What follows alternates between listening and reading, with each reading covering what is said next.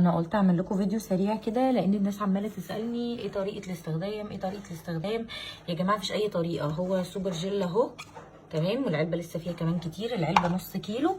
ما بعملش اي حاجه غير ان انا اهو بصوا، ده مثلا الخشبيه اهو اهو، ولا اي حاجه خالص يا جماعه، الموضوع بسيط جدا جدا اهو. ده مثلا ادي الدرج اللي مليان دهون، وادي ليفه فيها بتاع سلكه فيها ميه سخنه اهو تمام.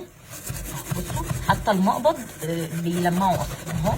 هعمل لكم بس بسرعه اهو، هعمل لكم بس بسرعه علشان خاطر الفيديو ينفع ينزل على الفيسبوك اهو. ولا اي حاجه خالص، كل اللي انا عملته ان انا دعكت دعكه خفيفه خالص اهي السلكه.